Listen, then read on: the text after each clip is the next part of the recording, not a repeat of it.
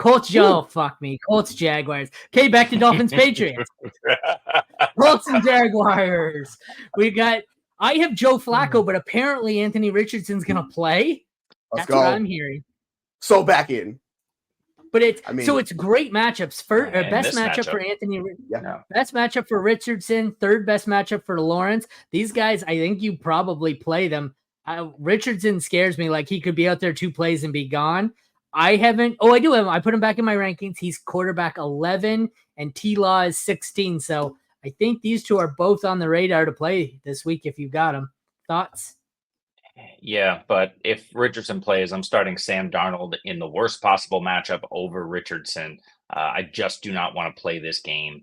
He's dynamic. He's an athlete. It's just really scary when he's out on the field for a number of reasons, especially for putting up fantasy points. So I prefer Trevor Lawrence over him. That's not the way I have it ranked here, but I might need to adjust the ranks. Richardson probably comes down from 13 to maybe 16.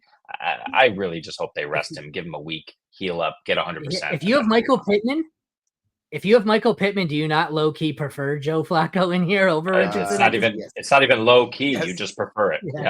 Yeah. Okay. Yeah, it's all right.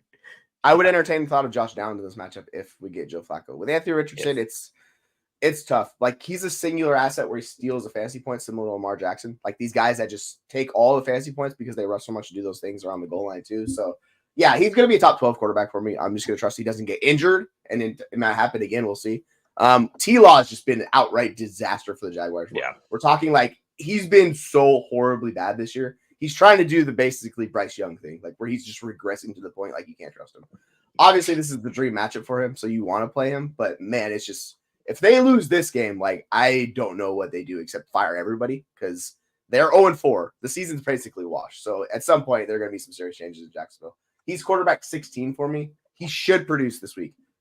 Just be accurate. That's all I'm asking, Tila. Like we talk about this problem. Just be accurate.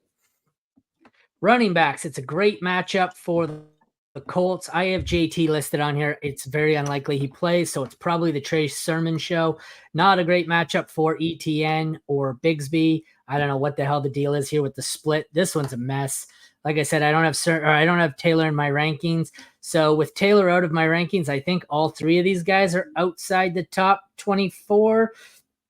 ETN sneaks in at 21. What do you guys think here? How high? I still have Sermon at 26. I think he's going to have to move up once we confirm he's starting. ETN or Sermon?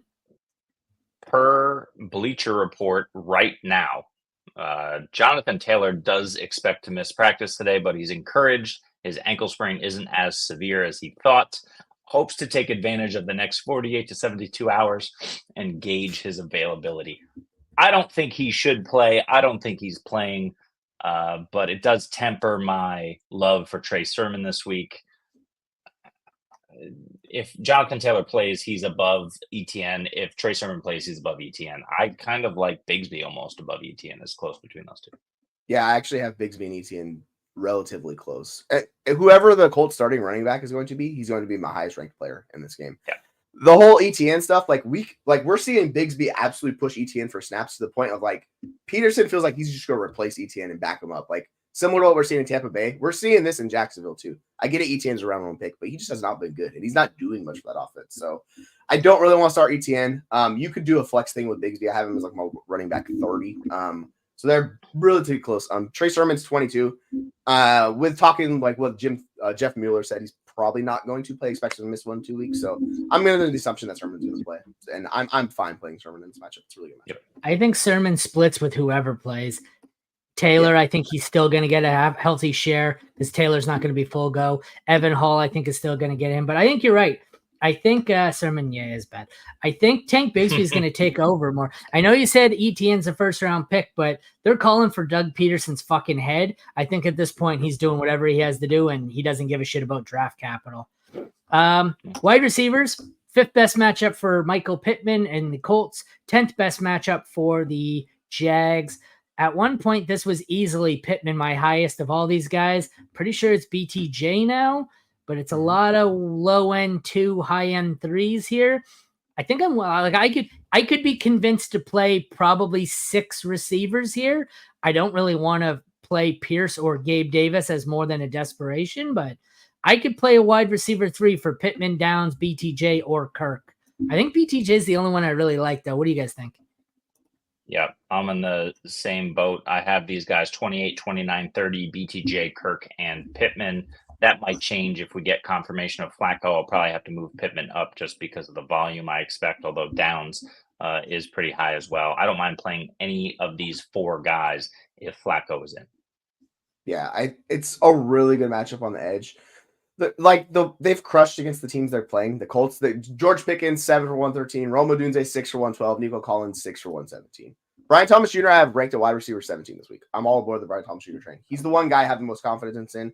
Christian Kirk's role is fine. I don't mind going to him as well too. It's kind of there. It's a little bit up and down. The offense is bad.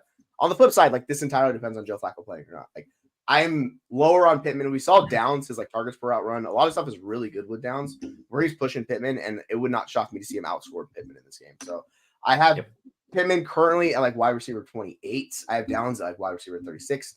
I'm going to see an inch them closer and closer together. We're at the point. If we see it again this week, like I'll probably push Downs above Pittman, but TBD right now. So I don't mind playing either one of those guys too. I have BTJ as the highest in any case, but yeah, that's pretty much true for the Colts. Tight ends, Evan Engram, 3rd best matchup. Kylan Granson, 20th best.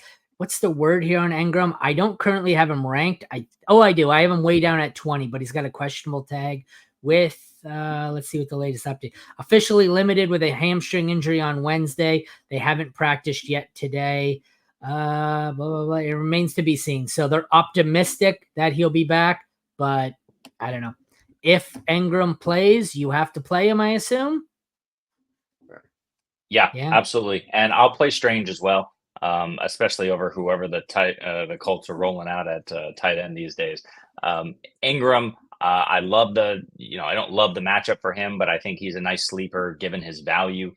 Strange, he's probably still on waivers unless somebody held him the last couple of weeks. That's somebody that you can pick up in a pinch and play. The Colts defense just really isn't that good. And I think it's the last 2 weeks, it was Cole Kmet, and then last week, it was some Pat Freiermuth, who both of whom went off against this defense. So I'm not scared of the Colts defense at all. Yeah. Strange or Cade Otton? Cade Otton. Strange. But I don't mind Strange. He's gonna give you close to Engram production. Like he can get you most of the way there. I don't mind playing him if he plays. Reports say Ingram's gonna play, so I expect him to play. And if he plays, he's gonna be a top 10 tight end. Like there's just not enough tight ends to really keep him outside. Like is this the Colts tight end? Like I didn't even have one ranked this week because I was like, what's the point of ranking Colts tight end? So I threw Kylan Granson at tight end 36 just to like put him in rankings. But yeah, I don't want to do a Colts tight end. It's just been a disaster for those guys.